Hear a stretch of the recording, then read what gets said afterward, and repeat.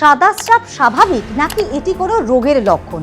অনেকেই মনে করেন সাদা স্রাব মানেই সেটা কিন্তু কোনো রোগের লক্ষণ তাতে প্রকাশ পাচ্ছে, কিন্তু একেবারেই এই ধারণা ভুল। কখনো কখনো ক্ষেত্রে কিন্তু সাদা স্রাব সেটি সত্যি সমস্যার কারণ হয়ে দাঁড়ায়, কিন্তু কখন সেটা সমস্যার সেটাই জানাবো আজকের ভিডিওতে। সাদা স্রাব মহিলাদের একটি স্বাভাবিক প্রক্রিয়া।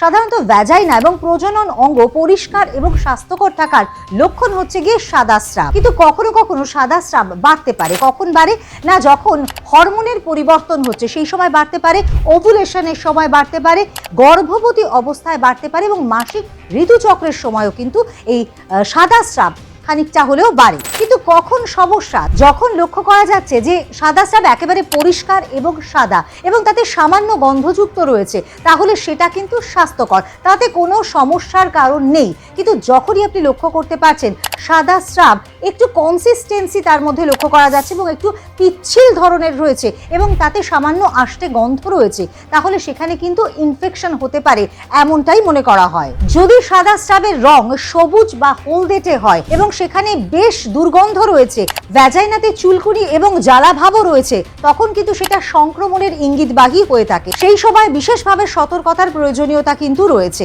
ভ্যাজাইনাকে পরিষ্কার রাখা এবং তার সঙ্গে সঙ্গে কটন প্যান্টি ব্যবহার করার পরামর্শও কিন্তু দেওয়া হয় চিকিৎসকদের তরফে। এবং সঙ্গে সঙ্গে যখনই আপনি লক্ষ্য করতে পারছেন সাদা স্রাবের এই রঙের পরিবর্তন বা গন্ধের পরিবর্তন, তখনই অবিলম্বে আর সময় নষ্ট না করে চিকিৎসকের পরামর্শ নেওয়া প্রয়োজন। আর এই ধরনের নানান বিষয় সচেতনতামূলক ভিডিওর জন্য অবশ্যই হেলথ প্লাসকে সাবস্ক্রাইব করতে কিন্তু একেবারেই ভুল করবেন না। ভিডিওটি ভালো লাগলে লাইক করুন, কমেন্ট করুন এবং শেয়ার করুন।